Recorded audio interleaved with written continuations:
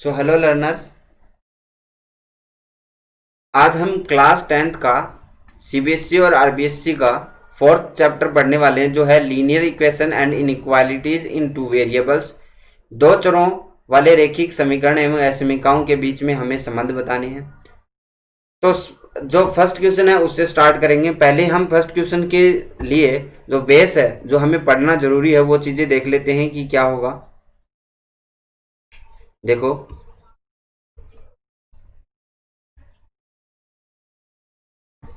तो हमें इस क्वेश्चंस को, जो वेरिएबल्स होते हैं यानी चर जो होते हैं, उसको हम क्या बोलते हैं?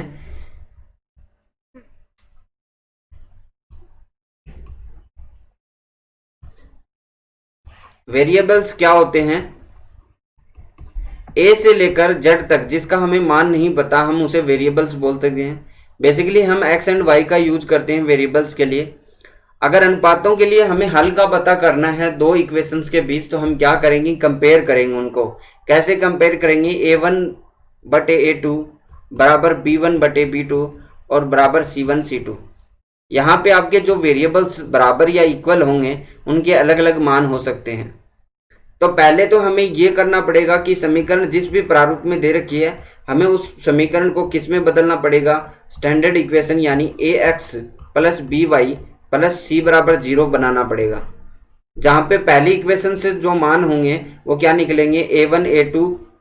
a1 b1 और c1 निकलेंगे, और दूसरी से a2 b2 और c2 निकलेंगे, जिनको हमें कंपेयर करना है। जैसे मैंने बोला 4x प्लस 3y प्लस 6, तो यहाँ पे पहली इक्वेशन ये होगी। दूसरी इक्वेशन क्या होगी? 2x प्लस 3y प्लस 5 बराबर 0। तो यहाँ पे अगर मैं बात करूं तो a1 क्या होगा? जो x के साथ होगा वो वैल्यू 4 हो जाएगी। a2 क्या होगा? जो यहाँ पे दूसरी इक्वेशन में x के साथ है वो क्या हो जाएगी? 2 हो जाएगी। तो ऐसे हमें ज्ञात करना है। अच्छा, एक चीज और है जो हमें जाननी है कि हल कैसे ज्ञात करेंगे। फिर हल कैसे ज्ञात करेंगे? बेसिकली आपके जो इक्वेशंस होती है उनसे हमें कितने 3 प्रकार के हल प्राप्त होते हैं। टू वेरिएबल्स जो होते हैं उनसे हमें 3 प्रकार के हल प्राप्त होते हैं। वो कौन कौन से हैं?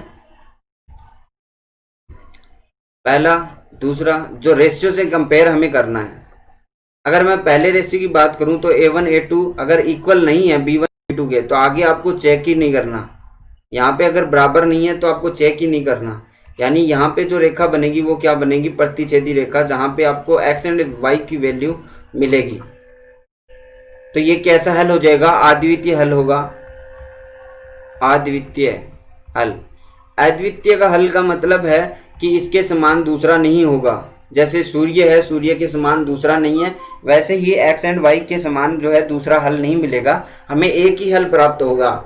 जहां पे रेखा काटेगी वहां पे हमें हल प्राप्त होगा। तो ये कैसी रेखाएं कैसी हो जाएगी?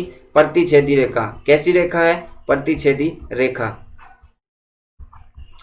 अगर हल की बात करें तो हल तो हमें मिला है तो संगत हल है। जहां पे हमें हल मिलेगा संगत होगा, जहां पे नहीं मिलेगा वहां पे असंगत हो जाएगा। दूसरी बात करें, अगर हमने a1 a2 कंपेयर किया, ये तो बराबर है b1 b2 से, लेकिन बराबर नहीं है c1 c2 से, तो इनकी रेखाएं कैसी बनेगी? इनकी रेखाएं समांतर बनेगी। कैसी रेखाएं बनेगी? समांतर, जो कभी टच नहीं होगी तो इनका हल भी नहीं होगा। तो हल कैसा हो जाए इसका? कोई हल नहीं, कोई हल नहीं।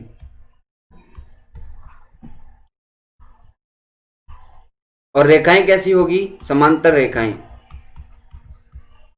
क्या हो जाएगी? समांतर रेखा। अगर हल की बात करें तो हल नहीं मिला हमें, तो असंगत हल।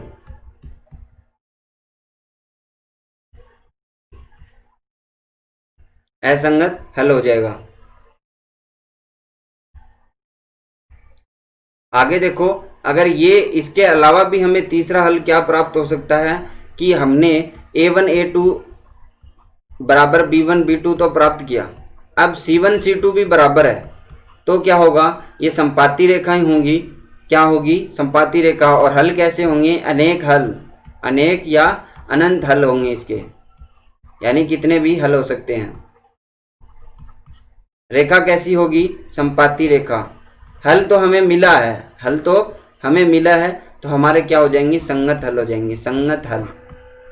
अच्छा, संपाती रेखाएं कैसे बनती है कि एक रेखा के ऊपर एक रेखा आ जाए, यानी ऐसे अगर कोई रेखा है और इसके ऊपर ही आपकी दूसरी रेखा आ जाए, दूसरा आपने मान निकाला दूसरी इक्वेशन से, इसके ऊपर ही आ जाए तो हमारा क्या हो जाएगी, संपाती रेखाएं। अब हल क्या ज्यादा होते हैं, क्योंकि हर बिंदु जहां पे टच कर रहे हैं वहां पे आपका क्या है, एक्स एंड वाई का हल होता है, तो फिर ये क्या हो जाएंगे, अनेक हल हो जाएंगे या फिर अनंत हल हो जाएंगे। ज्यादा लंबी रेखा होगी तो क्या हो जाएंगे, अनंत हल हो जाएंगे। अब देखो क्वेश्चन पे चलते हैं।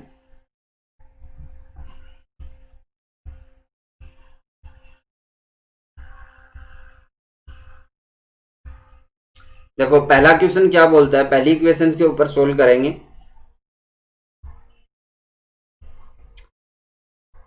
2x माइनस 3y बराबर 8। दूसरी इक्वेशन है 4x माइनस 6y बराबर 9। पहले तो हमें वो फॉर्मेट में लेके आनी पड़ेगी, कौन से फॉर्मेट में, ax plus b y plus c बराबर 0, इस फॉर्मेट में लेके आनी है। तो यहाँ पे 2x हो गया, माइनस 3y हो गया। अगर 8 को इधर सेंड कर दें तो हमारे पास ये क्या आ जाएगा, माइनस का 8 बराबर 0। दूसरी इक्वेशन को चेंज करो, 4x माइनस 6y। अब 9 को इधर सेंड करेंगे तो 9 बराबर 0। अब बताओ इस स्टैंडर्ड में आई कि नहीं आई इक्वेशन। अब a1 a2 का मान लिख लो। a1 क्या है यहाँ पे 2, b1 क्या है माइनस का 3, c1 क्या है माइनस का 8। ये तो हो गया फर्स्ट इक्वेशन से। दूसरी इक्वेशन से क्या है, a2 कितना है 4 दे रखा है, b2 कितना दे रखा है, ये देखो माइनस 6 दे रखा है y के साथ माइनस 6। c2 कितना दे रखा है, माइनस का 9। अब रख लो मान a1 बटे a2, b1 बटे b2, c1 बटे c2। अब मान रखो, मान रखेंगे तो 2 बटे 4 बराबर माइनस 3 माइनस 6 बराबर माइनस 8 बटे माइनस 9। अब देखो 2 एकम 2, 2 दूनी 4, 1 बटे 2 आ गया। माइनस से माइनस किया, 3 एकम 3, 3 दूनी 6, लेकिन यहाँ पे माइनस माइनस, यानी आपका जो मान आ रहा है 1 बटे 2 बराबर 1 बटे 2 बराबर कितना, 8 बटे 9 आ रहा है। यानी आपका जो है a1 a2 तो बराबर है b1 b2 से, लेकिन c1 c2 से बराबर नहीं है। तो यानी आपको क्या मिला है, ये मिला। और इसका मान क्या होता है, मैंने बताया था आपको, संपाती रेखा बनेगी। यहाँ पे देखो,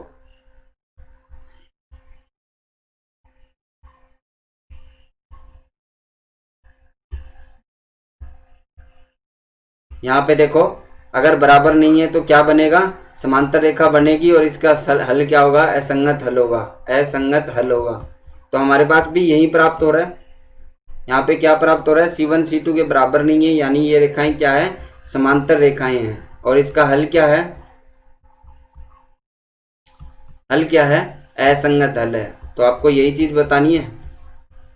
क्या बताना है, तुलना करके संगत है या असंगत, तो इसका क्या आ जाएगा, असंगत आ जाएगा।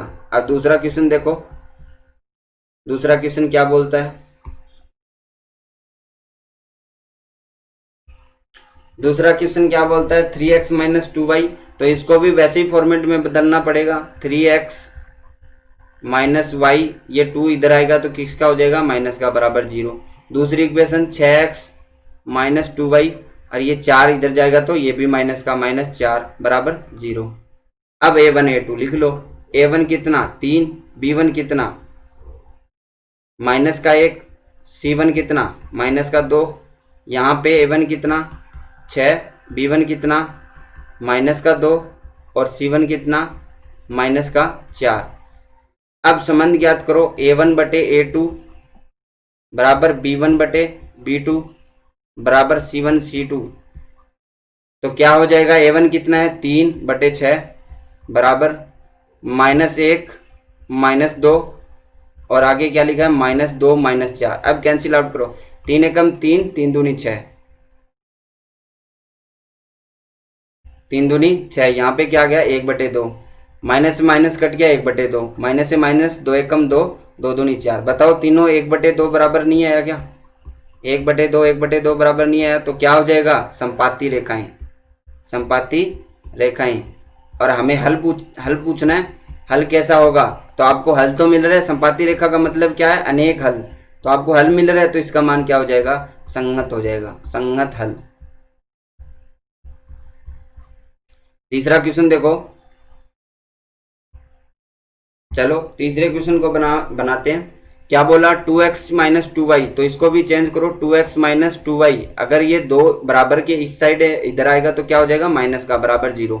दूसरी इक्वेशन देखो, 4x माइनस 4y, ये 5 इधर है तो इधर आएगा तो कितना, माइनस का, माइनस 5 बराबर 0। तो a1 कितना हो गया 2, b1 कितना हो गया माइनस का 2, c1 कितना हो गया माइनस का 2, a2 कितना 4, b2 कितना माइनस का 4, c2 कितना माइनस का 5। अब इसको सॉल्व कर लो, क्या लिखना, a1 बटे a2 बराबर b1 बटे b2 बराबर क्या, c1 बटे c2। लिख लो 2 बटे 4 बराबर माइनस 2 बटे माइनस 4 बराबर माइनस 2 बटे माइनस 5। तो इससे काटो 1 बटे 2, माइनस से माइनस, 2 एकम 2, 2 दूनी 4, 1 बटे 2, माइनस से माइनस, तो ये बराबर नहीं होगा। तो आपके पास क्या है, 1 बटे 2 बराबर 1 बटे 2 बराबर कितना आया, बराबर नहीं है, 2 बटे 5 आया। तो यहाँ पे a1 a2 b1 b2 से बराबर है, c1 c2 से नहीं है, तो तीसरी चीज बराबर नहीं है। तो इसका मतलब ये कौन सी रेखा है, आपकी समांतर रेखा है, और इसके क्या होगा, कोई हल नहीं होगा। समांतर रेखा का कोई हल नहीं होता, क्योंकि एक दूसरे को कहीं पे नहीं काटती, तो हल नहीं होगा। तो ये क्या हो जाएगी, असंगत रेखा हो जाएगी, असंगत रेखा हो जाएगी।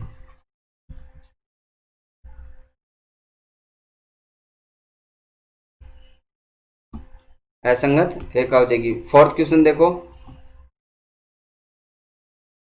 फोर्थ क्वेश्चन क्या दे रखा है, तो यहाँ पे क्वेश्चन पूरा नहीं दिख रहा।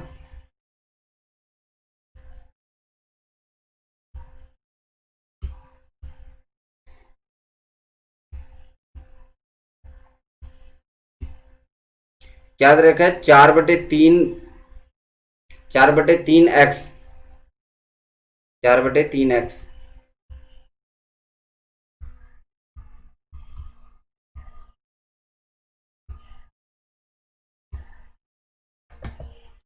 क्या दे रखा है, 4/3x प्लस 2y बराबर 8,